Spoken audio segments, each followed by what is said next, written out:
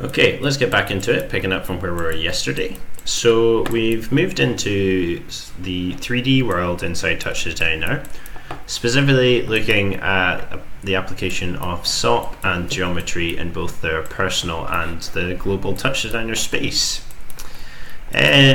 Last stream focused more on the use of understanding and capturing geometry, so using a camera, a light, and a render to then manipulate and control things in certain ways. Today we're going to move to the other side of the chain and look at more how we can control and change SOPs and then influence them in geometries using things like instancing. So I'm going to make a new sketch or network.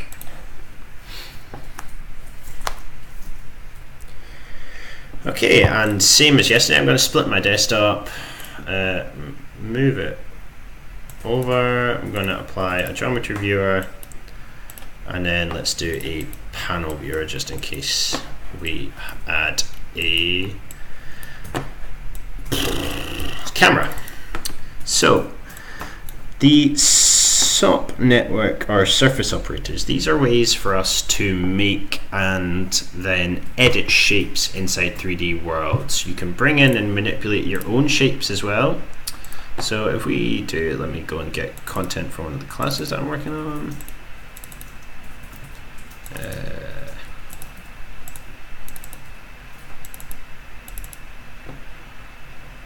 For example, this. You can drag and drop a model in,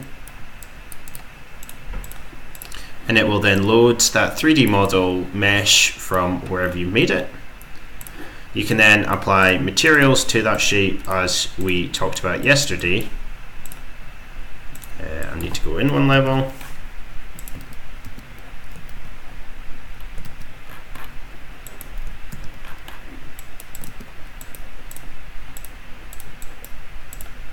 And there we go. So this is a model of the University of Austin's main tower building that has been UV mapped and then unwrapped.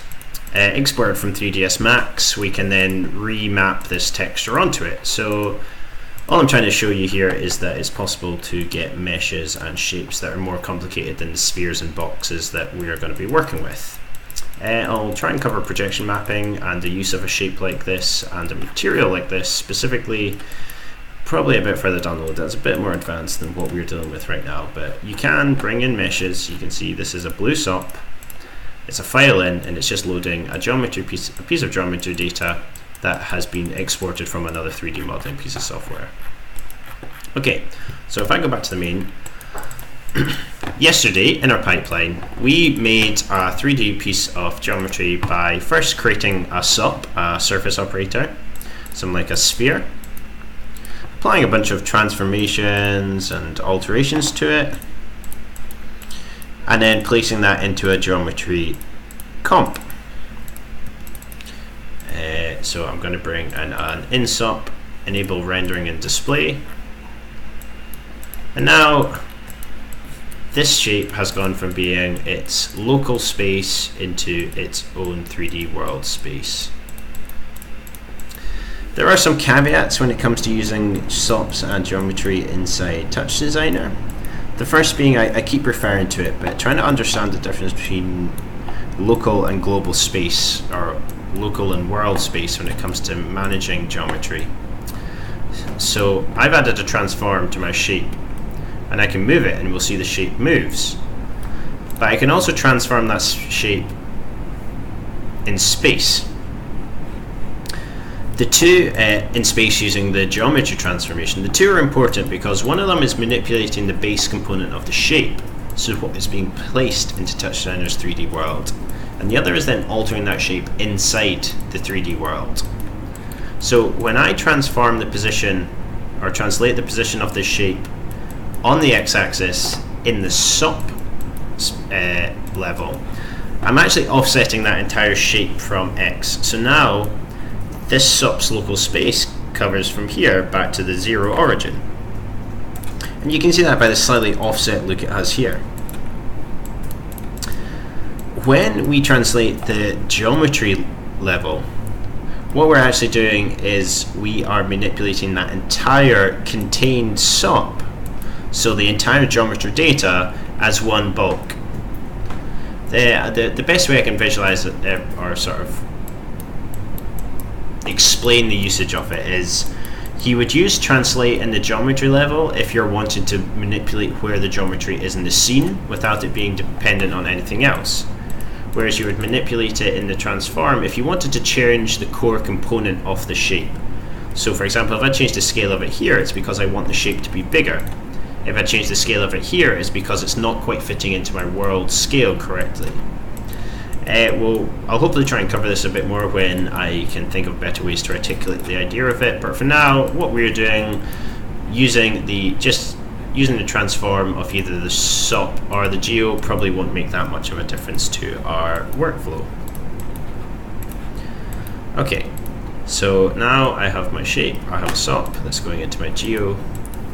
We want to start playing about the idea of what can we actually do with SOPs? How can we make them a bit more exciting? Even though I'm not going to use it, I am going to add a camera and a render to my network.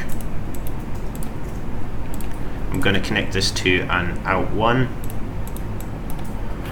and then go to my master level and change my look to be out1. So that is out1. No, it's just not illuminated so we can't see it, that's all. And then I'm going to add a light. There we go, so we can see our geometry. I'm going to pull my camera back a bit just so we can see it a bit more detail. So what can we do with shapes now that we've got this set up? Well, there's a lot of SOP parameters that you can play around with and create a bunch of different shapes. Box, rectangle, torus, tube, and sphere. There is also no, I think that might be a circle. There we go. Yeah, there's one of them. So there's basically a flat 2D and a large 3D version of each shapes. Box being a 3D shape, rectangle being a 2D shape, circle being 2D, sphere being 3D. After our noise, let's see, we turn this back into a polygon, turn our frequency up. Let's apply a texture. Let's do a wireframe instead. So we have a wireframe that has lots of options. We can insert something like a faucet. No,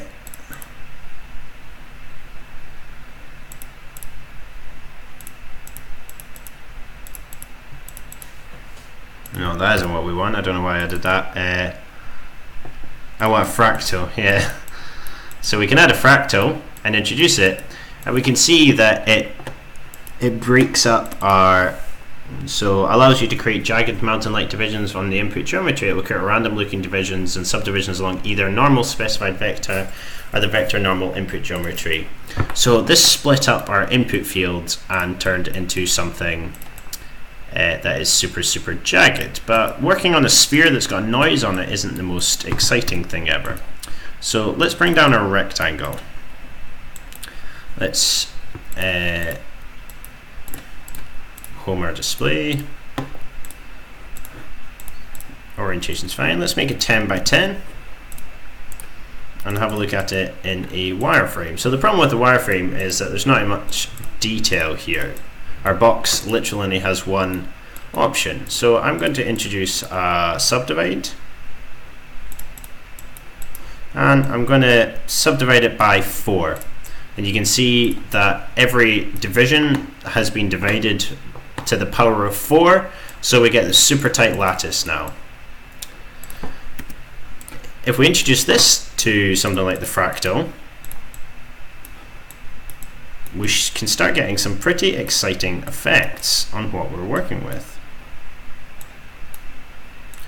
So now I've turned a plain rectangle into what I would like to think is exciting and dynamic sort of shape. In a moment we'll introduce some noise to it so that it deforms, but for now we can play about the idea that we have a rectangle that is now a mad mountainous landscape that we can pass our camera through.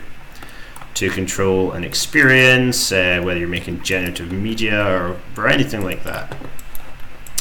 First thing I want to do is I'm going to add a transform to my SOP, because you can see here that my rectangle sits facing the camera. So in my 3D world, if I zoom in, my rectangle's the wrong way. And instead of transforming just the geometry, the final output, I want to make this a physical modification to the shape that we're creating. So I'm going to rotate it by 90 degrees. Problem that does is our fractal is now working on the wrong boundary. So I'm going to use Vertex Normals, which are then going to go back and look at the way that each point in our shape is facing. And use that to control its input and output.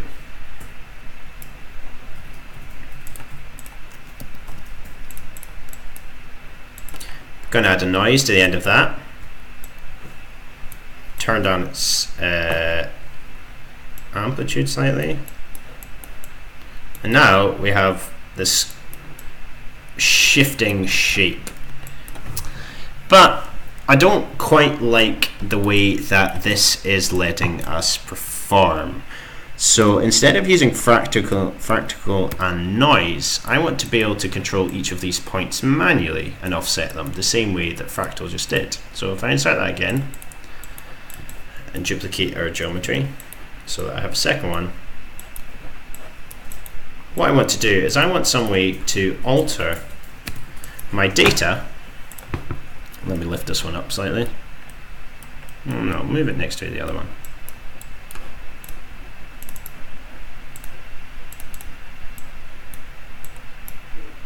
And then I'm going to clip a null in here so that both of my shapes are parented to it, and just offset this by 5 just so that both the shapes are centered properly. So now I have my two shapes. One on the left is being controlled by a fractal that's got the wrong setting, and the one on the right is just a grid that we've not altered. The way this is at the moment, there's not a lot that we can do with it. We could go in and individually, we could go in and manipulate all the points at once by using something like a transform to, need to connect it up, to lift the points up or down. But the problem with that is exactly what I just said, that it's performing the transformation on every point as once in a whole. I'm going to use a technique using DAT to go in and get each of the points as their own data point. So to do that, I'm going to literally do a SOP2, link my subdivide to it, and we will get a fantastic table of data that refers to each of our points, their positions, as well as some normal facing data for them.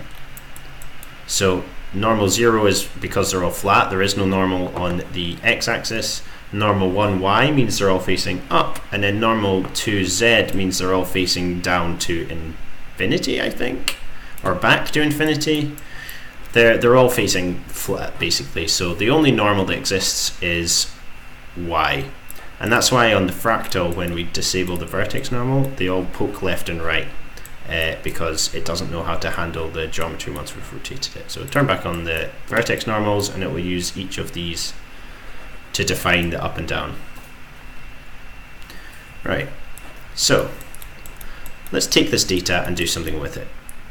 Where it says 0, 0.1 and 0.2, that refers to the x, the y and the z position in local space. So we're nowhere near global space yet, in its own local space of the subdivide SOP. Okay, sorry about the cut in the video there. So now that I've introduced my SOP2 DAT, I have a table of information. If I scroll all the way down to the bottom, you can see that I have 288 points. And I can get the same information if I mouse click on my object. It will tell me how many points, primitives, vertices, polygons I have. So here we can see that it says 209 points, this says 288. I'm not going to argue with it, it's probably losing a point because of 0 indexing, but we will go from there. Okay,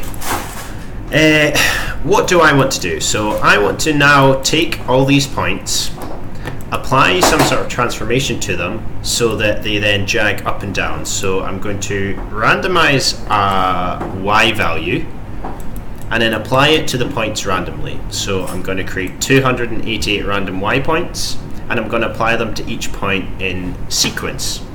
But because it's a random number, we won't be able to tell.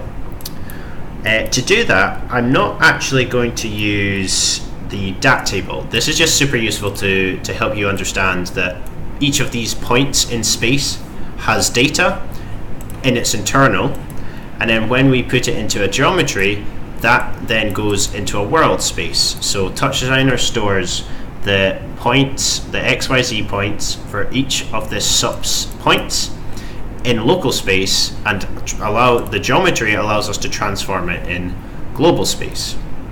So if I make a change to the translation on my object, it doesn't actually make a change here. But if we were able to see the same from a geometry node, I could then update the SOP, and we would see that it would basically be -5 plus 10 that is the translation of the geometry. It's a little nuanced, but it's something to get your head around at some point or another. So instead of my dat, I'm going to introduce a SOP2 chop, because I want my subdivide in data that I can manipulate instead of just text. It's much easier to handle data in chops than it is this amount of data in a dat, purely because we need to programmatically reference it, and I don't want to introduce that to the stream yet, just because for the complexities of it. So, and just so you know, our camera down here has a side-on view, so that's why this is perfectly flat, because we've not introduced values here.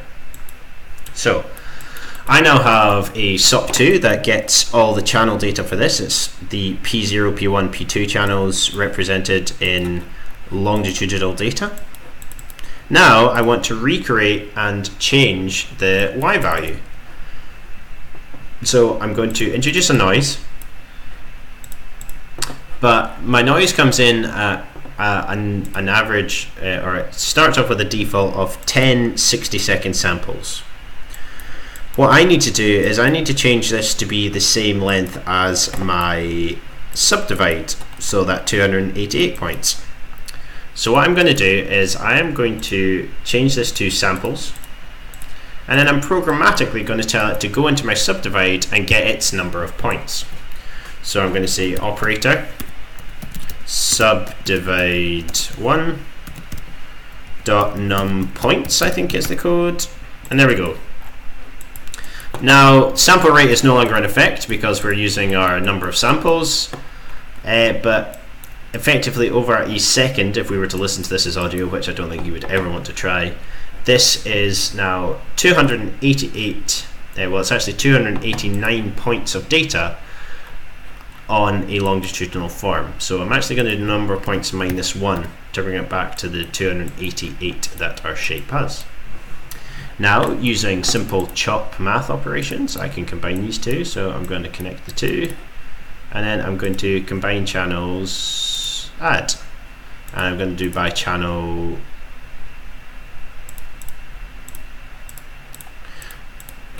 Oh, it's because they don't have the same name, that's fine. So now I have a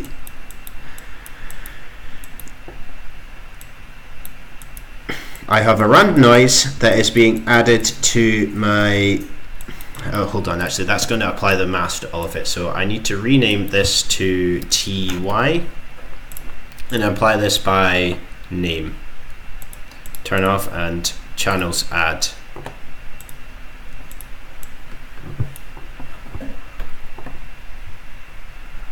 I'm making a mistake somewhere. So I want to add my chops together by channel name.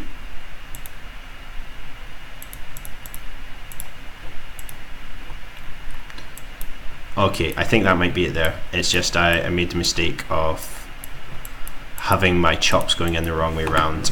So I did it by combined chops, but by channel name. But because I had my noise going in first that only has one channel, it only added to the ty of this other one. If I invert it, so my SOP2 goes in first, the mask knows that it has 3 channels, and then to add by channel name, represented in the maths by the add by match by channel name. So it's going to take our 3 channels and add anything that matches TY together. So now I have 3 channels that are the sort of the new XYZ position of each point. So with this, I can go chop 2.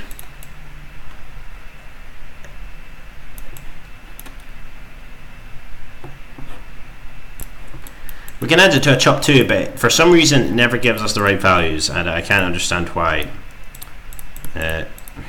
Who knows? So what I'm going to do is I am going to take my chop data into a null and take that chop data into a dat.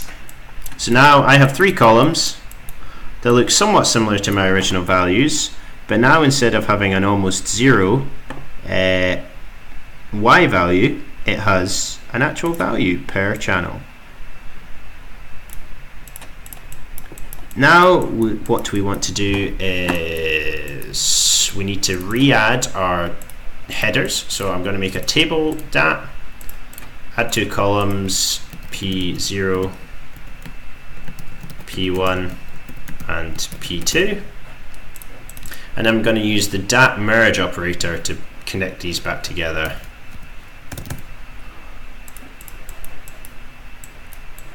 Connect the 2 and then append rows. That's correct. So now we should have, if I scroll to the bottom, 298 rows again, the exact same as we did before.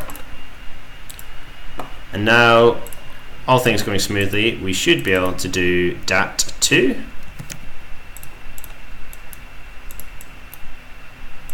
point, introduce our subdivide. So now the key thing you need to do here is plug your subdivide, so the original geometry, into the dat 2 that has our transformation data. So now we are almost finished. If I plug this into our geometry, you can see in our geo viewer, let's move our camera slightly so we see more. We have this amazing sort of wobbly, wavy surface without the need for all the multiple fractals that this introduces here. So the comparison is this has 4,225 points. We created the same thing with less intensive processes for 289 points. Whether it's worthwhile or not, I'll leave that decision up to you, but I find it a very good learning experience. I also now like the fact that we can control this noise to animate our waves. So whether that be reacting to something like audio or slowly transforming over time. So if I did, not rotate, sorry, abs time dot seconds.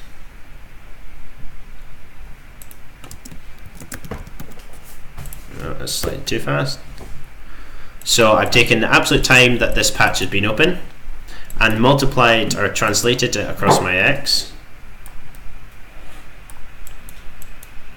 Let's just do it across all of them. Well, why not? Maybe a bit aggressive on this. 0.5.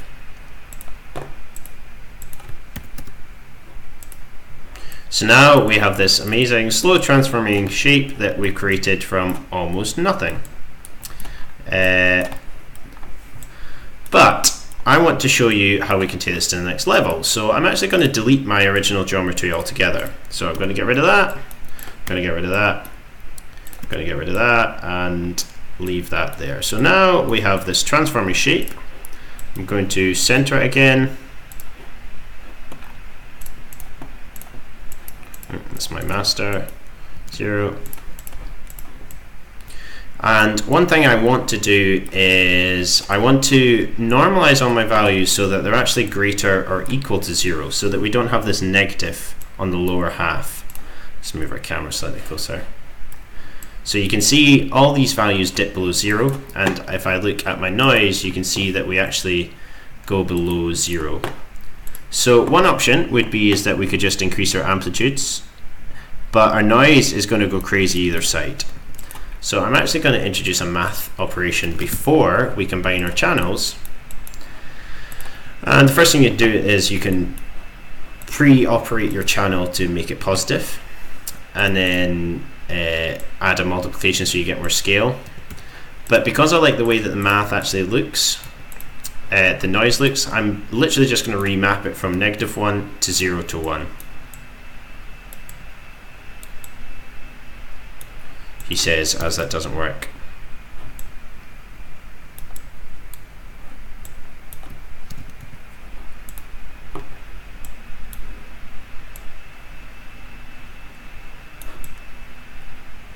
I think this is correct. It's just all the points are floating at the right time, at the wrong time there. Let's speed this up slightly.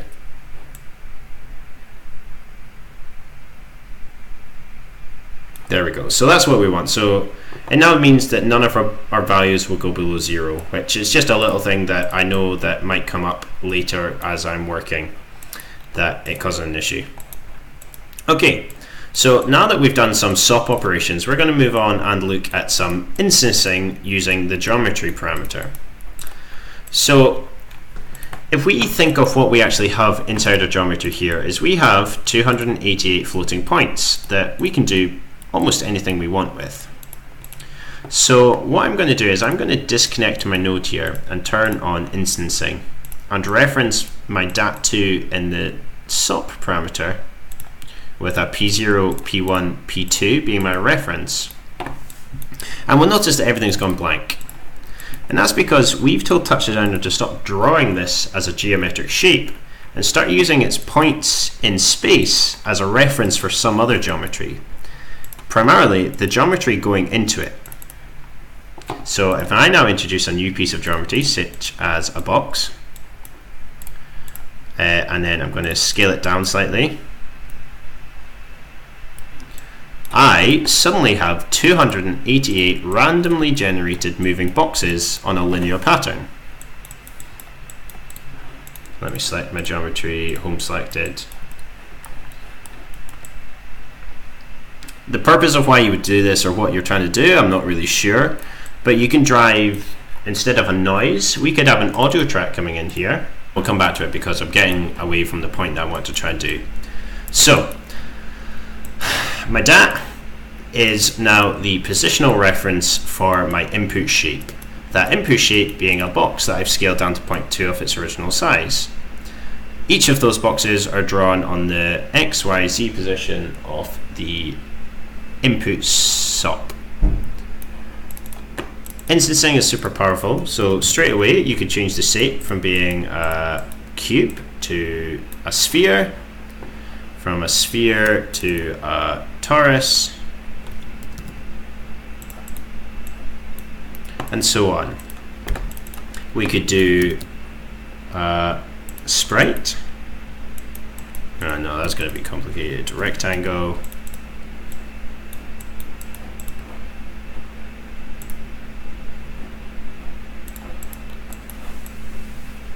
So suddenly we have a bunch of floating rectangles. If I rotate this 90, what we could do is we could look at applying a random image to each of these shapes based on a bunch of different parameters. But for now, we're actually going to go back to our cube and explore what we can do with this.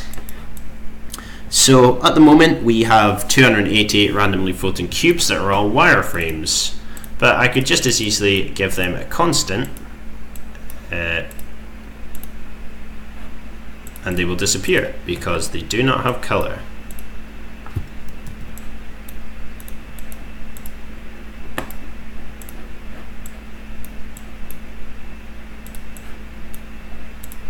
Okay, so the thing that's missing is that we need to add color data into our shape again for it to draw properly.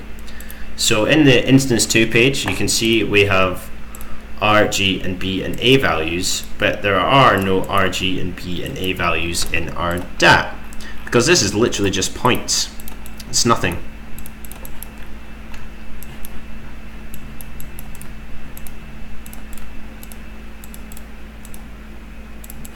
So first thing I'm going to do is I am going to make a top.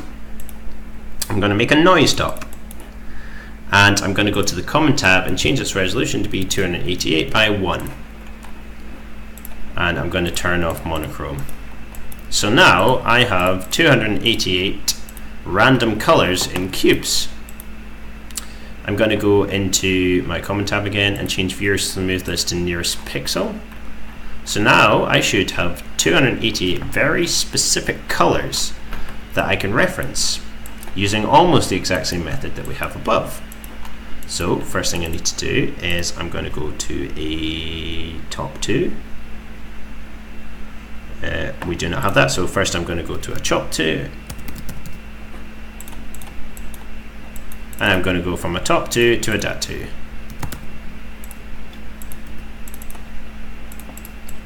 So 288 random colors in a noise, transform to a chop, transform to a dat. Now I can merge this into my main table, which I obviously didn't include a null on because that would have been too sensible.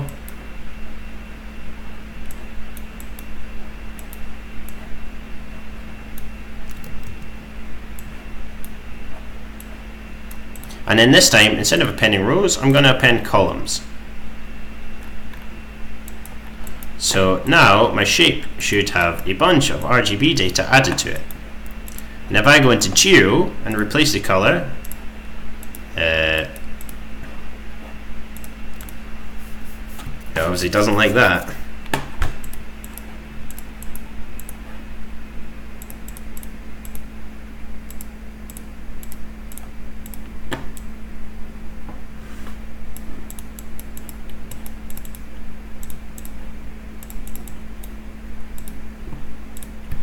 So there seemed to be a problem translating from a dat2 into a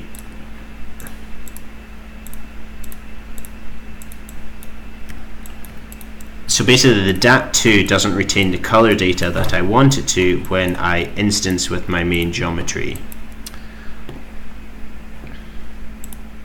But as an example, I applied a Phong just so I had a texture again, and used the positional data to control the color of it. So now each shape, based on its X, Y, and Z, will have a different color.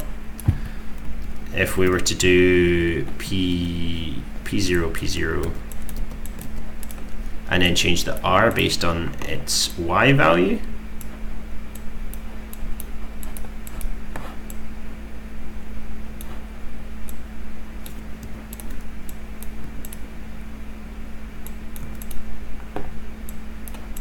which value is changing?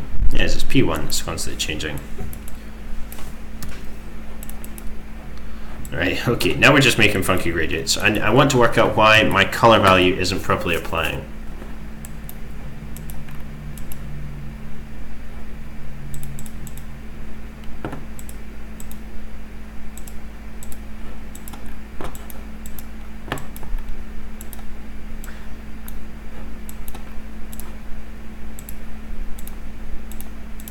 There we go.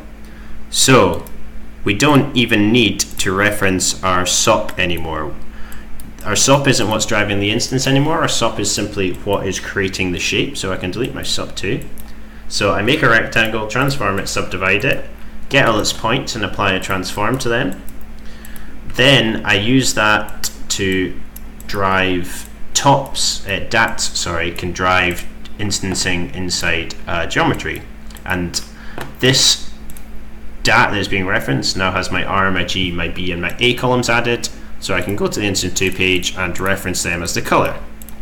So now I genuinely do have 288 cubes that are all randomly generated colors. I can go into my noise top and change the values to control the color scheme, as well as how in harmony the colors are with each other.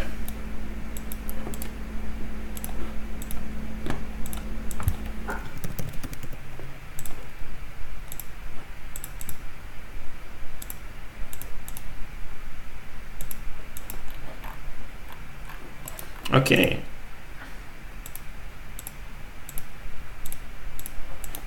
So random random colors being applied to the cubes. Now, what happens if we could use the same mentality to randomly transform the cubes as they go through it? If we look at the instancing, we can see that there are our x, our y, and our z values for each of the cubes, but we don't have any ry, our z, our x, our y, our z columns. So what we want to do is we want to try and introduce the idea of a rotation moves through this like a wave. Again, sorry about the cut. So we can use the same method to introduce something like twisting or turning to these objects in a random fashion. So the conditions are that I need it to be 288 random values. I then need to merge them into a table with a header, and then use that header to control the rotation in my instancing. And then use that in my instancing to control it. So I'm going to create an LFO, that is a frequency oscillator. I'm going to change that to be let's leave it on a sine ramp. I'm then going to add that to a trail. And then that trail I'm going to change it to samples and make it 288 long. And as above, I'm going to do chop to dat, include the name, and I'm going to change my name to be X rotation. I'm going to merge that into my master merge, which is merge 2 up here. Master merge. Let's pull that out here. And now in my instance, I should have something called rotation X. Now, very unexcitingly, rotation X will rotate all of these on over that blue line, so towards the camera. So I'm actually going to put rotation X in row Y. And the other problem now is that rotation works on a 360 degree basis, and we currently have it working on a 0 to 1. So I'm going to insert a maths and scale my value up from 0 to 1 to 0 to 360. Now we can see that all our shapes rotate one way and then rotate all the way back the other way. So that's a bit drastic, so I'm going to half it. And then I'm going to increase the frequency of this LFO. I'm actually going to decrease it so it fits. And we want to do it so that I have 288 frames in a second. So I'm going to do 68 divided by 288 is 2.08. 08. So now it means every second we will get, or basically every complete 288 samples, we will get a complete rotation of our sine wave. And it starts to create this lovely random effect that we've got here. Let's duplicate it and then do Y rotation and then Z rotation.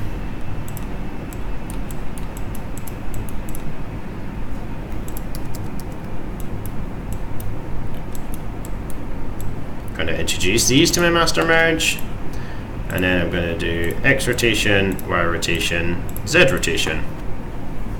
So now I have 288 random cubes moving up and down randomly, as well as rotating randomly. Their curves might be a bit aggressive, so I'm going to again change the maths to be let's say 90.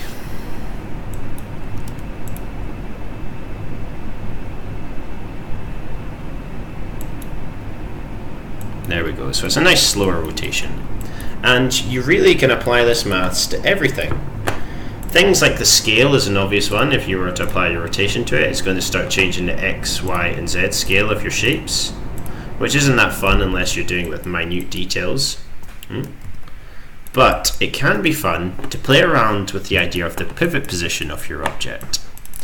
I want to show you an example. We did it in our in the last stream with geometry, where we rotated our camera around a pivot point. So if I introduce a box and then a transform,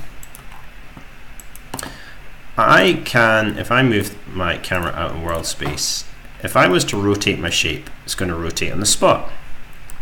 If I translate it and rotate it, it's going to do the exact same thing. But if I was to change the pivot point of my shape and then rotate it,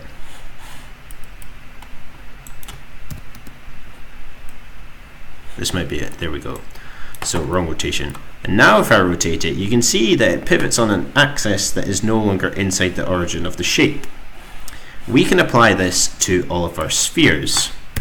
So our shape, our boxes themselves are transformed down to 0.2 of a unit. So if we were to alter the pivot point of our shapes by about a unit or two, we could start to get some really fun effects based on the sine waves or other ramps that we put into it. So for LFO, again, I'm going to have to add a trail, change it to 288 samples, another chop 2, and we're going to call this channel, we're going to call this pivot. Don't want it to be anywhere near that fast, so I'm going to do 0.1. Apply that to my master merge, come to my pivot X, and get my pivot point. And here we have some brilliantly undulating moving spheres. Let's make it a bit crazier, so let's introduce a math. Well, first thing, let's speed it up slightly.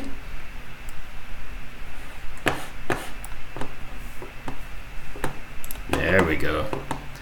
Let's channel range it to 4.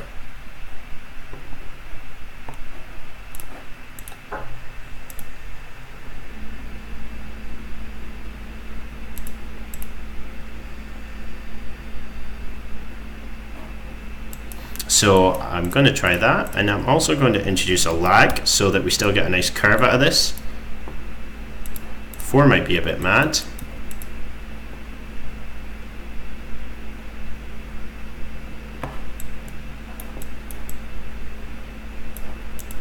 And it's really just a case of experimenting now. Touchdesigner is all about learning how to do what you want to do the way you want to do it. So there are a bunch of crazy effects you can create with this sort of style really quickly. If we reduce the lag and put this up to something like 360, zoom all the way out, we should be generating some wild, almost triple helix sort of shape. Let's reduce it. Let's add the pivot to the other two ways. So now we're starting to get almost what I would call a chaos loop inside of our spheres. If we add more shapes or they were spread over less distance, so let's do 45, you can really start to create some amazing sort of dynamic effects. Let me pull our camera way back here. Scale up our boxes slightly. So you can imagine with a slightly more exciting color scheme, so let's say we did, instead of a noise, let's do a ramp. Again, change it to 288 by 1 with a nearest pixel calculation. But let's do it from black to blood red. Introduce that. I'm sure I connected these with a Phong. I did. So if I was to create my turn on shadows, not deform, common transparency. Inside my alpha, I'm going to change this down to half, and then I'm going to change my light into a cone.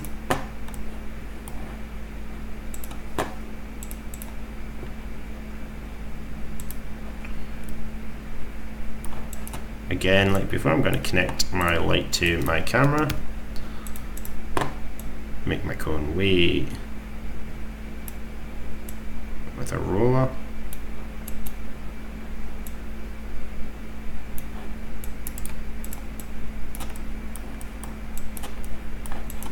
So now I'm just really fiddling with stuff inside Touchdesigner, but it's the sort of thing that I want you to experiment with. I want you to start looking at what can and can't you do with what you're learning. more than just watching me and copying exactly what I'm doing. It's the idea of learning to experiment with all the little things we're playing. So although I'm adding little new things here and there, we're still fundamentally using the same ideas and concepts we've been using since the very first stream. Getting an image or making a texture, applying that texture in some way, and then manipulating it.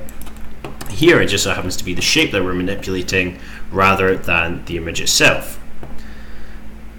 I really like this. I like when it comes close. Because it's a ramp on the color, some of the cubes will have bright reds and they will lead the curve as it's being pushed around by the pivot point. I really like this actually. I'm going to save this. Program for people. And I'll leave it for that. I'm going to save this and I will come back tomorrow and we'll probably do a bit more of advanced tops instead of